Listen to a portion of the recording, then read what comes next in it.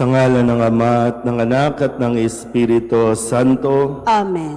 ang pagpapala ng ating Panginoong Hesukristo, ang pag-ibig ng Diyos Ama, at ang pakikipagkaisa ng Espiritu Santo naway sumainyong lahat. At sumaiyo rin. Mga kapatid, aminin natin ang ating mga kasalanan upang tayo'y maging marapat gumanap sa banal na pagdiriwang. Inaamin ko sa makapangyarihang Diyos at sa inyo mga kapatid na lubha akong nagkasala sa isip, sa salita at sa gawa at sa aking pagkukulang. Kaya isinasamo ko sa mahal na Birheng Maria, sa lahat ng mga anghel at mga banal, at sa inyo mga kapatid na ako'y panalangin sa Panginoong ating Diyos. Kawaan tayo ng makapangyarihang Diyos, patawarin tayo sa ating mga kasalanan at patnubayan tayo sa buhay na walang hanggan. Amen. Panginoon, kaawaan mo kami. Panginoon, kaawaan mo kami. Kristo, kaawaan mo kami. Kristo, kaawaan mo kami. Panginoon, kaawaan mo kami. Panginoon, kaawaan mo kami. Manalangin tayo. Ama naming makapangyarihan, kaming iyong mga kinupkop ay niloob mong maging mga anak sa liwanag mong kaloob. Huwag mong ipahintulot na sa katiwalian kami ay masangkot. Panatilihin mo kaming nagliliwanag sa iyong katapatang lubos na sumisikat sa pamamagitan ni Jesucristo kasama ng Espiritu Santo magpasawalang hanggan. Amen.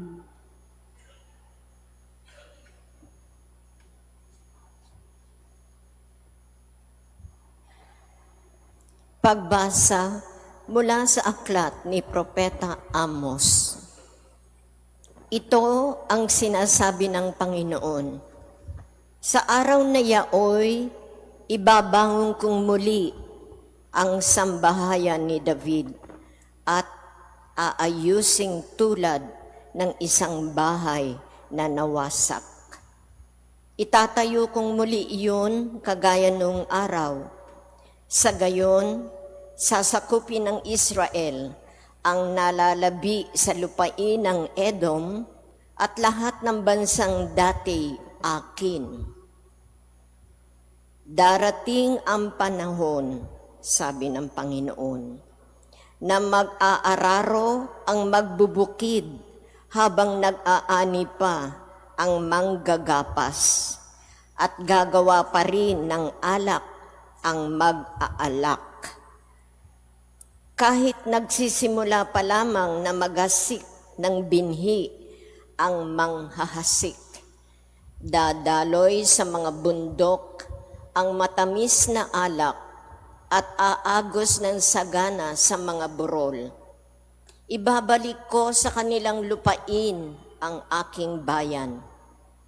Itatayo nilang muli ang kanilang mga lungsod na nawasak at doon sila maninirahan.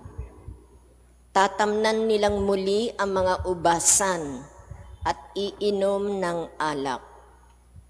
Magtatanim sila uli sa mga halamanan at kakain ng mga bunga niyon.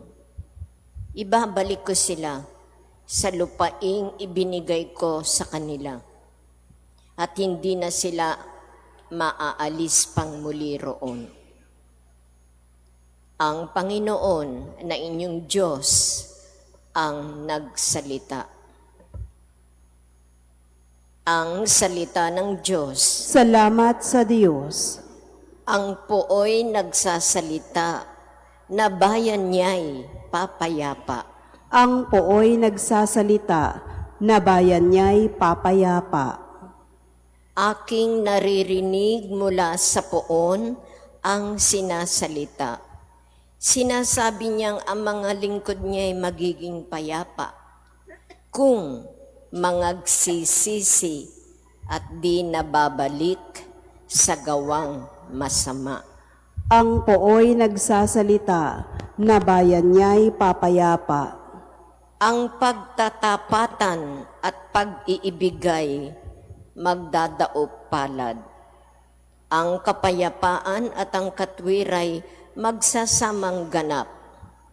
Sa balat ng lupay pawang magahari yaong pagtatapat, at ang katarungan na may magahari mula sa itaas.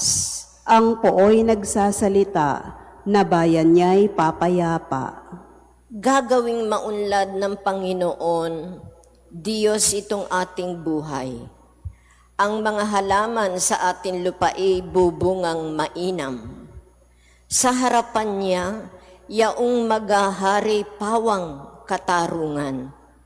Magiging payapa at susunod ang madla sa kanyang daan. Ang pooy nagsasalita na bayan niya'y papayapa.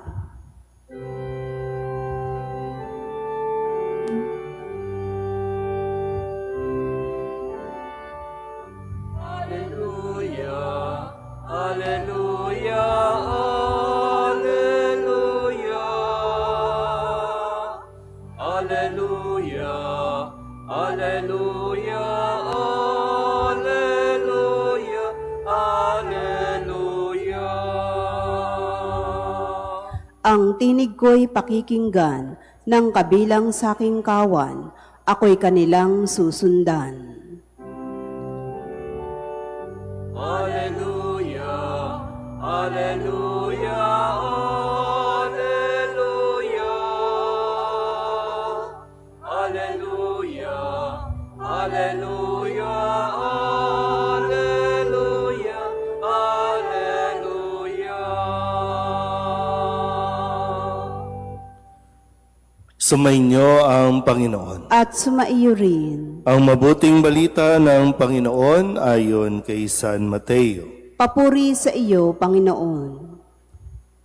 Noong panahong iyon, lumapit kay Jesus ang mga alagad ni Juan Bautista at ang wika, "Malimit kaming mag-ayuno, gayon din ang mga Pariseyo. Bakit po hindi nag-aayuno ang inyong mga alagad?"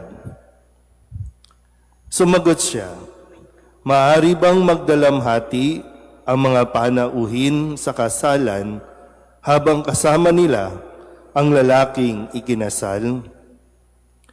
Kapag wala na siya, saka pa lamang sila mag-aayuno. Walang nagtatagpi ng bagong kayo sa isang lumang kasuotan, sapagkat mababatak nito ang tinagpian, at lalong lalaki ang punit. Wala ring nagsisilid ng bagong alak sa lumang sisidlang balat. Kapag gayon ang ginawa, puputok ang balat, matatapon ng alak, at mawawasak ang sisidlan. Sa halip, ay isinisilid ang bagong alak sa bagong sisidlang balat, at sa gayoy, kapwa nagtatagal." Ang mabuting balita ng Panginoon. Pinupuri ka namin, Panginoong Heso Kristo. Isang magandang umaga po sa inyong lahat. Ngayon po ay Sabado sa 13 linggo sa karaniwang panahon. At napakabilis dumaan ang araw. Kakaisang linggo na tayo mula nang pumasok tayo sa bagong buwan ng Hulyo. Lagpas kalahati na ng taon. At muli sa pagtatapos ng linggo nating ito, atin po muling sariwain at alalahaning mabuti ang mga aral na ibinibigay sa atin sa bawat araw na pagdalo natin sa misa, ang mga salita ng Diyos na atin pong gabay at lakas. Nung Lunes, sa pagdiriwang po natin ng kapistahan ni na San Pablo, San Pedro, ang mga haligi ng ating simbahan, narinig natin ang pagkakaloob kay Pedro ng susi ng kalangitan, pagbibigay sa kanya ng kapangyarihan Kaya't sinabi ni Jesus na ang ipagbawal mo sa lupa ay ipagbabawal sa langit, at ang ipahintulot mo sa lupa ay ipahintulot sa langit. Kaya nga pinapaalalahanan tayo ng atin pong pakikisa sa simbahan, pakikisa at pagsunod sa atin pong mga lider, lalo tigin sa ating Santo Papa na siyang humalili mula pa kay San Pedro. Noong Martes, muli nagbalik tayo sa mga karanasan ng mga alagad bago pa man tuluyang itong karanasan na pagpapakilala ni Jesus sa kanyang mga alagad at ipahayag ni Pedro kung sino siya. Ngayon sa kanilang karanasan, nang sila'y nasa isang bangka, sila ay hinahampas ng alon at sila'y natakot at lumapit kay Jesus. Ang sabi ni Jesus, ano't kayo'y natatakot? Napakaliit naman ng pananalig ninyo. Ano't kayo'y natatakot? Nung Miyerkules, kasunod niyan ay ang karanasan na kung saan narinig at nakita ng mga alagad ang kapangyarihang taglay ng ating Panginoong Hesukristo na maging ang mga demonyo ay sumusunod sa Kanya. Sabi nung Miyerkules, sabi ng mga demonyo, anong pakialam mo sa amin, anak ng Diyos? Naparito ka ba upang pahirapan kami ng hindi pa panahon? Ang isang bahagi dito, dahil yung mga demonyo, na-request nila kay Jesus na doon na lamang sa mga baboy sumanib. At yung mga baboy nahulog sa bangin, namatay. At yung mga tao, ninais nilang paalisin si Kristo sa kanilang bayan.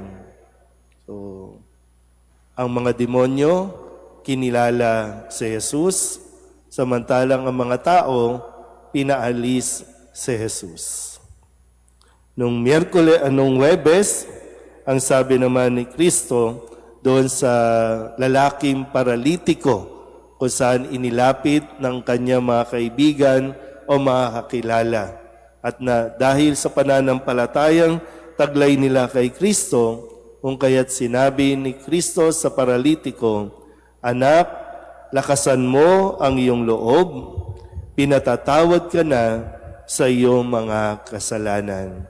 At nawa, paalala din sa atin, lalo tigit sa mga pagkakataon na tayo po ay nagkakasakit, na ang unang kailangan nating pagalingin ay ang ating mga kaluluwa mula sa kasalanan. Kaya pinatatawad muna ni Jesus ang kasalanan bago ang pagpapagaling sa kanyang pisikal na karamdaman. Kahapon, sa pagdiriwang naman natin ng kapistahan ni Santo Tomas, na kung saan sa simula siya ay nagduda kung totoo ba talagang nabuhay si Kristo, kung kaya't siya po ay nag-request o nagdasal na makita niya ang mga sugat bilang palatandaan na totoong nabuhay si Kristo. At ang paalala ni Kristo, mapapalad ang mga naniniwala kahit hindi nila ako nakikita. Sana marating din natin yung ganitong pananampalataya. Di man natin siya nakikita ng aktwal, pero sa bawat pagdalo natin sa misa, naririyan si Kristo. Hindi man sa misa, sa bawat oras, sandali ng ating buhay, ay kasama natin si Kristo.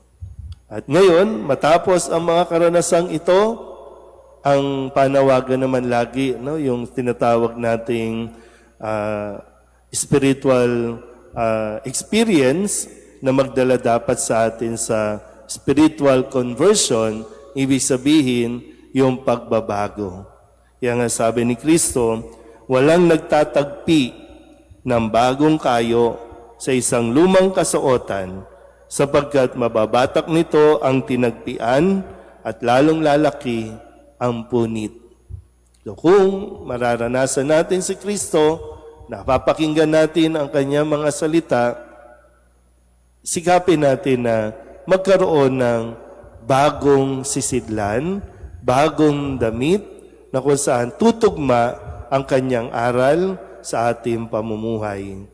Bakit nahihirapan tayo na sumunod? Kasi ayaw nating alisin ang dati nating paniniwala, hindi man dati pero mga maling paniniwala, maling pamumuhay sa pamumuhay na itinuturo ni Kristo. Kaya nagkakaroon ng resistance. Kaya nga sabi, nababanat. Bakit tayo nahihirapang sumunod kay Kristo? Bakit tayo nasasaktan? Kasi mayroong something sa atin na nababanat na kailangan talaga natin itong alisin. Yan no?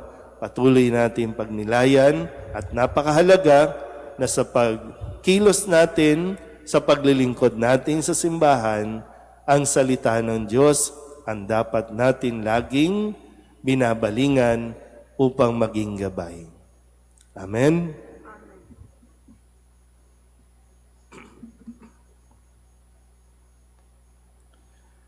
Manalangin tayo sa ating Diyos Ama upang mailapit niya tayo sa kahalagahan ng Ebanghelyo at mapanibago ang simbahan at ang sandaigdigan. Ang ating pong itutugon, Panginoon ng Hapag, basbasan mo kami.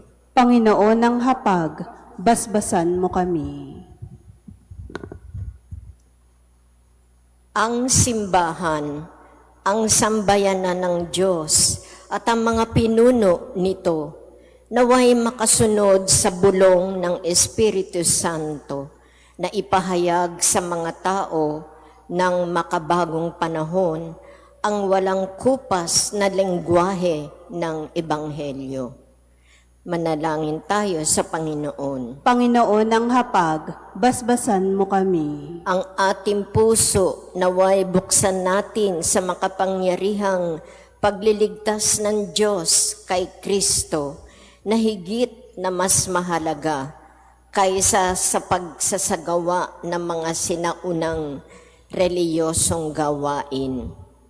Manalangin tayo sa Panginoon. Panginoon ng Hapag, basbasan mo kami. Atin nawang mapagtanto na laging maghahari at mangyayari ang himala ng pagbabago sa mga nagnanais na makamit ito sa tulong ni Kristo.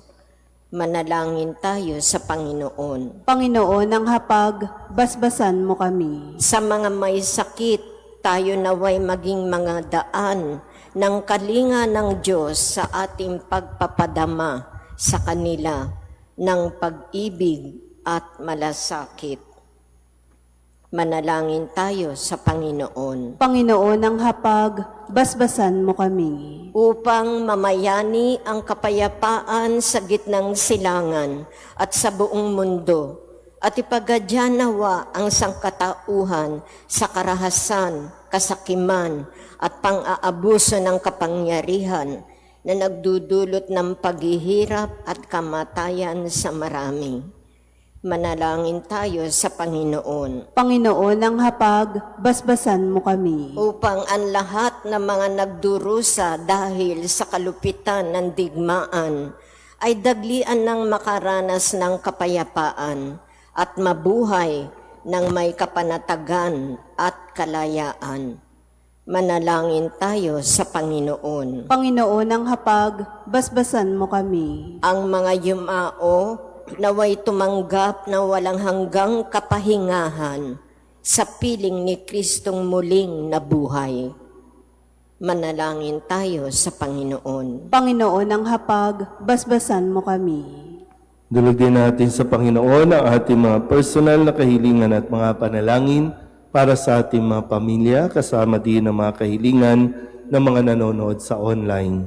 Lahat ng mga misang pasasalamat, special na intensyon, agarang paggaling ng mga may sakit at ang lahat ng mga kaluluwa na hinihiling na ipagdasal sa misang ito.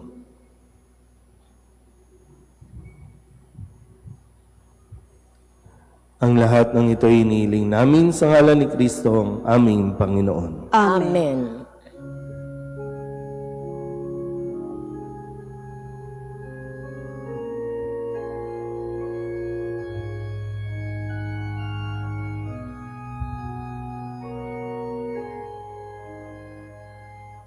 Kunin at tanggapin ang alay na ito, mga biyayang nagmula sa pagpapala mo. Tanda ng bawat pusong pagkat inibig mo, ngayon nananalig, nagmamahal sa'yo.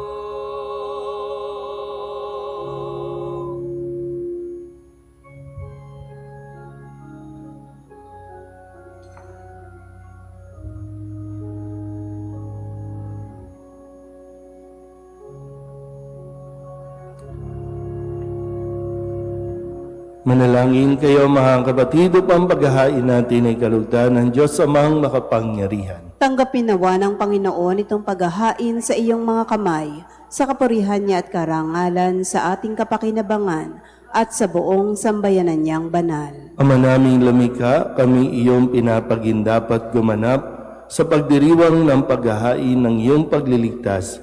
Ipagkaloob mo ang aming paglilingkod sa iyo ay gawing kalugod-lugod na mga alay na ito sa pamamagitan ni Jesucristo kasama ng Espiritu Santo magpasawalang hanggan. Amen. Sumainyo ang Panginoon. At sumaiyo rin. Itaas sa Diyos ang inyong puso at diwa. Tinaas na namin sa Panginoon. Pasalamatan natin ang Panginoong ating Diyos. Marapat na siya ay pasalamatan. Ama naming makapangyarihan, tunay ngang marapat na ikaw ay aming pasalamatan.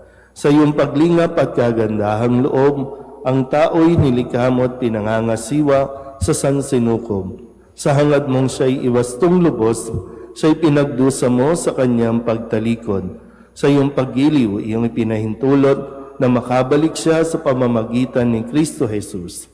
Kaya kaysa ng mga anghel na nagsisiawit ng papuri sa iyo nang walang humpay sa kalangitan, kami nagbubunyi sa iyong kadakilaan.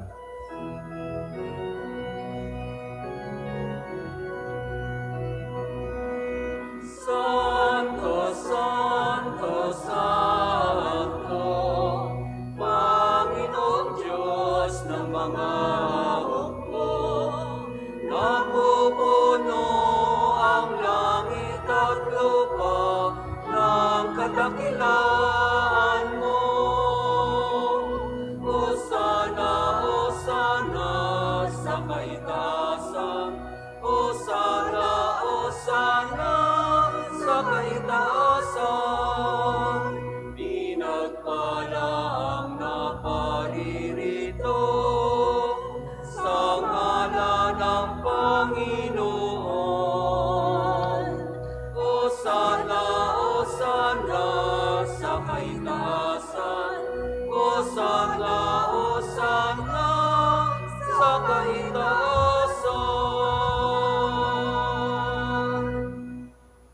Ama naming banal, ikaw ang bukal ng tanang kabanalan.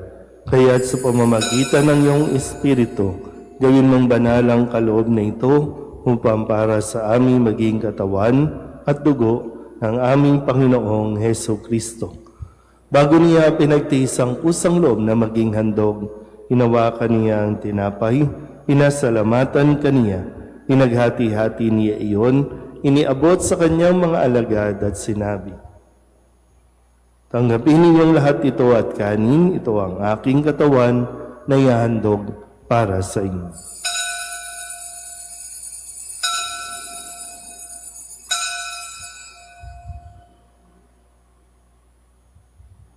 Gayun din naman nang matapos ang hapunan, hinawakan niya ang kalis, muli kaniyang pinasalamatan, iniabot niya ang kalis sa kanyang mga alagad at sinabi, Tanggapin ninyong lahat ito at inumin. Ito ang kalis ng aking dugo ng bago at walang hanggan tipan. Ang aking dugo na ibubuhos para sa inyo at para sa lahat sa ikapagpapatawad ng mga kasalanan. Gawin ninyo ito sa pag-alaala sa akin.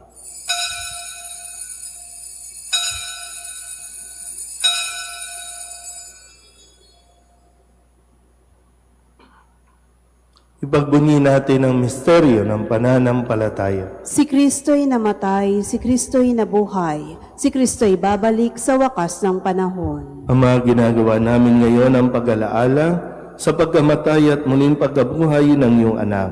Kaya tiniaalay namin sa iyo ang tinapay na nagbibigay buhay at ang kalis na nagkakaloob ng kaligtasan. Kami napapasalamat dahil kami iyong minarapat na tumayo sa harap mo para maglingkod sa iyo. Isinasamo namin kami magsasalo-salo sa katawan at dugo ni Kristo ay mabuklod sa pagkakaisa sa pamamagitan ng Espiritu Santo. Amalingapin mo ang iyong simbahang laganap sa buong daigdig. Puspusin mo kami sa pag-ibig kay San Leo na aming Papa at ni Jose na aming Obispo at ng Tanang Kaparian.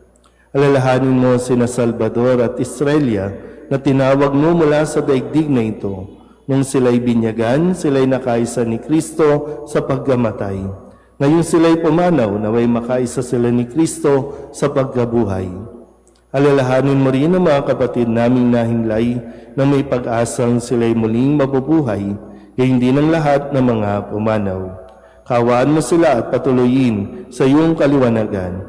Kawaan mo at pagindapating kaming lahat na makasalo sa iyong buhay na walang wakas. Kaysa ng mahal na Birheng Maria, Ina ng Diyos, ng kabiyak ng puso niyang si San Jose.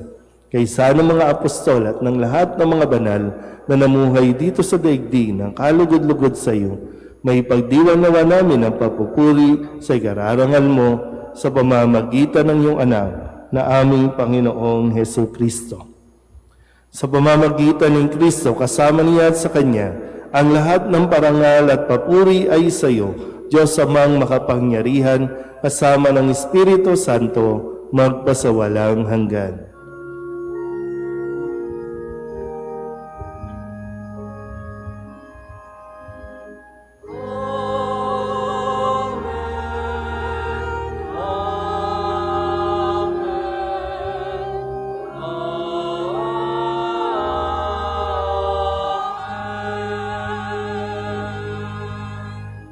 Sa tagubilin ng manakagagaling na utos at turo ni Jesus sa Panginoon natin at Diyos, ipahayag natin ang lakas loob.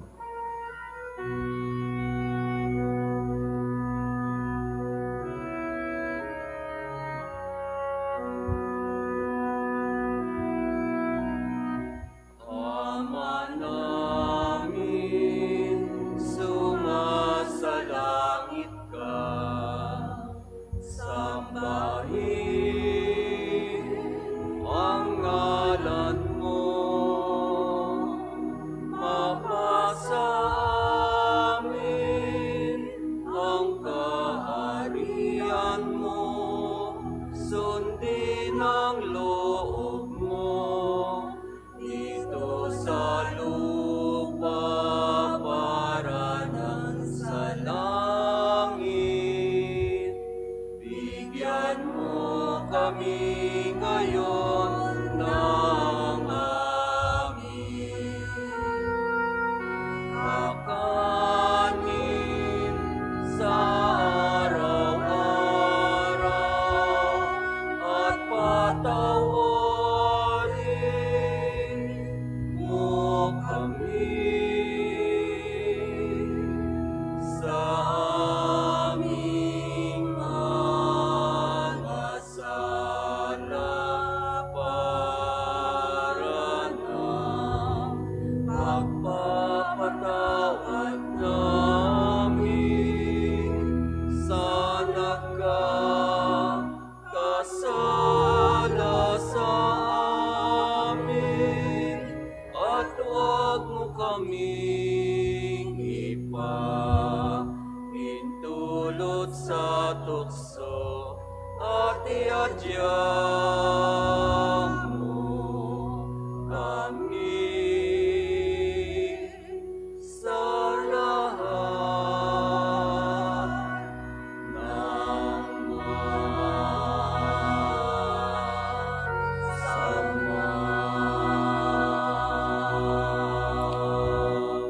Hinihiling namin kami iadya sa lahat ng masama, pagkalooban ng kapayapaan araw-araw, iligtas sa kasalanan at ilayo sa lahat ng kapahamakan, samantalang aming pinananabikan ang dakilang araw ng pagpapahayag ng tagapagligtas naming sa Yesu Kristo. Sapagkat iyo ang kaharian at ang kapangyarihan at ang kapurihan magpakailanman. Amen.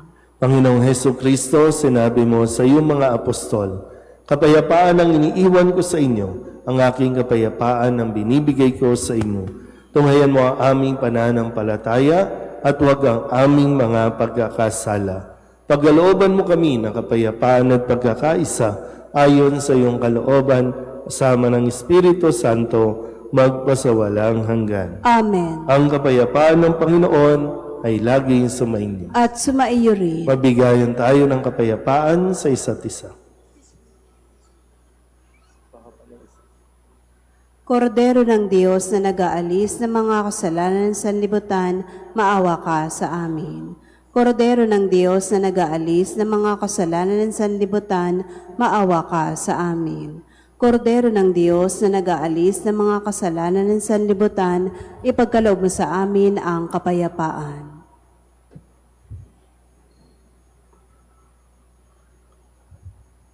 Ito ang kordero ng Diyos. Ito ang nag-aalis ng mga kasalanan ng sanlibutan. Mapalad ang mga inaanyayahan sa kanyang piging. Panginoon, hindi ako karapat dapat na magpatuloy sa iyo, ngunit sa isang salita mo lamang ay gagaling na ako.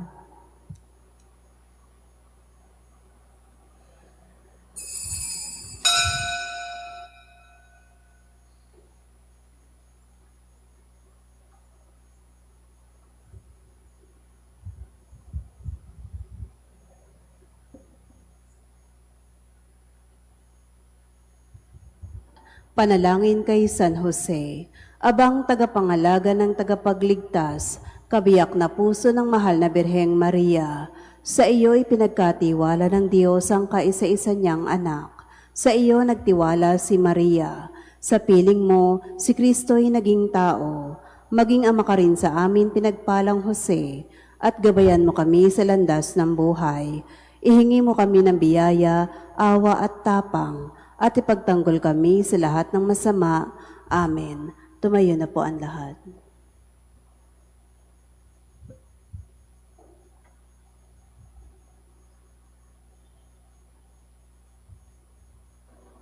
Manalangin tayo. Ama naming mapagmahal, buhayin nawa kami ng aming inihain at pinagsaluhan upang kaming pinagbuklod sa pag-ibig mo kailanman ay magkaroon ng bungang lagi naming maiaalay sa pamamagitan ni Yesu Kristo kasama ng Espiritu Santo magpasawalang hanggan. Amen. Sumainyo ang Panginoon. At sumaiyo rin. At pagpalain kayo ng makapangyarihang Diyos, Ama at Anak at Espiritu Santo. Amen. Tapos sa banal na misa, humayo tayo sa kapayapaan ni Kristo. Salamat sa Diyos. Magandang umaga po.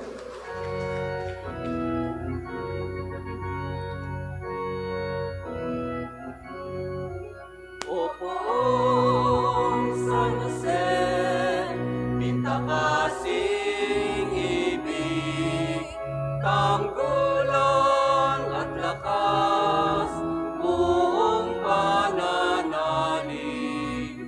Kami po'y ipagkadya sa mga panganib. Kami naway lagi kukupin ang langit. O buong San Jose, pintakasing ibig, tanggulan at lakas, buong pananalig. Kami po'y ipagkadya sa mga